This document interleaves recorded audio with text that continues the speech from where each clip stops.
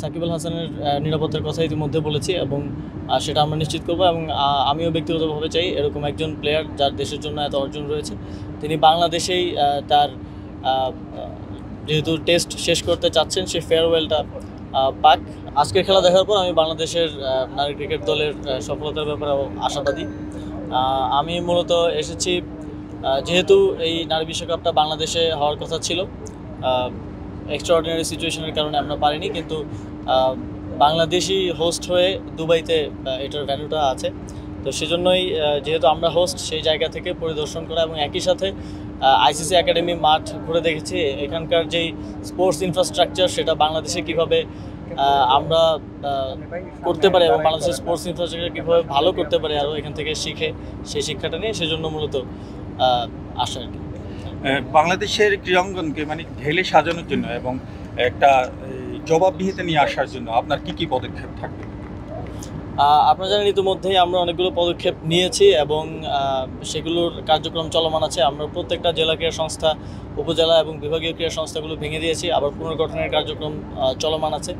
আমরা মূলত বাংলাদেশের ক্রীড়াঙ্গনটা যেভাবে ঢাকা কেন্দ্রিক হয়ে গিয়েছিল, যে কারণে আমরা আসলে আমাদের লাইন আপ এবং প্রান্তিক অঞ্চল থেকে খেলোয়াড়দেরকে উঠিয়ে আনতে পারছিলাম না, সেই জায়গাটাকে অ্যাড্রেস করার জন্য আমরা আবার এটা বিকেন্দ্রীকরণ করার কথা ভাবছি। এবং আপনারা জানেন জেলা টুর্নামেন্টগুলো নিয়ে স্থবিরতা আছে দীর্ঘ। আমরা আগামীতে যেন প্রতি বছরই জেলা টুর্নামেন্ট আয়োজন করতে সক্ষম হই সেটা নিশ্চিত করব এবং একই সাথে স্পোর্টস ইনফ্রাস্ট্রাকচারও আমাদের অনেক ডেভেলপমেন্ট করার সুযোগ আছে, যেহেতু সেটা মন্ত্রণালয় সরাসরি আমরা দেখি। সেই জায়গা থেকে আমরা আরও যেমন ইউনাইটেড আরব আমিরাত কিন্তু আইসিসির ফুল মেম্বার না, বাট তাদের যে ইনফ্রাস্ট্রাকচার ক্রিকেটে বা অন্যান্য স্পোর্টসে আমরা সেদিক থেকে অনেক পিছিয়ে। তো সেই জায়গা থেকে আমরা কীভাবে সেগুলো আরও ডেভেলপ করতে পারি এবং তাদের এক্সপিরিয়েন্সটাও এই ইনফ্রাস্ট্রাকচার ডেভেলপমেন্টের ক্ষেত্রে কীভাবে আমাদের কাজে লাগতে পারে সে বিষয়ে ইতিমধ্যেই কথা বলেছি এবং বলছি। সামনের দিনে বাংলাদেশের স্পোর্টসকে একটা অনন্য উচ্চতায় নিয়ে যাওয়ার জন্য আমরা কাজ করব। আর আরেকটা বিষয় আমরা জানতে চাচ্ছি, যেটা আসলে সকল এখানে যারা ক্রিকেট অনুরাগীরা আছেন তাদের সকলের একটা জানার কথা, যে সাকিবের এই সময় অবসর নেওয়ার বিষয়ে আপনার কোনো বক্তব্য আছে কিনা, অথবা আপনি এটা নিয়ে কি চিন্তা করছেন?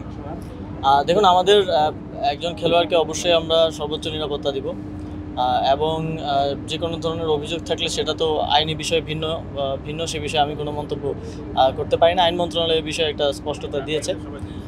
আমরা সাকিব আল হাসানের নিরাপত্তার কথা ইতিমধ্যে বলেছি এবং সেটা আমরা নিশ্চিত করব এবং আমিও ব্যক্তিগতভাবে চাই এরকম একজন প্লেয়ার যার দেশের জন্য এত অর্জন রয়েছে তিনি বাংলাদেশেই তার যেহেতু টেস্ট শেষ করতে চাচ্ছেন সেই ফেয়ারওয়েলটা পাক, এটা আমার আশা থাকবে।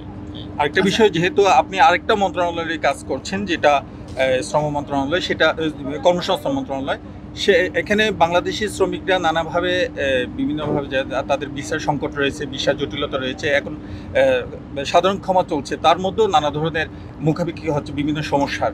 এই সমস্যাগুলো আপনাকে চিহ্নিত করে দেওয়া হলে সেগুলোর ব্যাপারে আপনি কোনো উদ্যোগ নেবেন কিনা? না, ইতিমধ্যেই আমি আসার আগেই আমাদের যে বৈদেশিক কর্মসংস্থান বিষয়ক মন্ত্রণালয়ের যে সেক্রেটারি আছেন তার সাথে কথা বলে এসেছি যে আসলে কি সমস্যা আছে যেটা আমাদের অ্যাড্রেস করা দরকার এবং সে বিষয়ে এখানকার আমাদের লেবার কনসুলেট সহ আরও যারা অথরিটি আছেন তাদের সাথে আমি কথা বলেছি এবং একই সাথে আমি এখানকার যারা আমাদের বাংলাদেশি যারা কমিউনিটি আছে তাদের সাথে কথা বলবো এবং একই সাথে যারা ওয়ার্কার আছে যারা বিভিন্ন ধরনের সমস্যা ফেস করছে সেগুলো জেনে যাওয়ার চেষ্টা করব তাদের থেকে সরাসরি এবং সেটা বাংলাদেশে গিয়ে সমাধানের জন্য ব্যবস্থা নেওয়ার চেষ্টা করবো।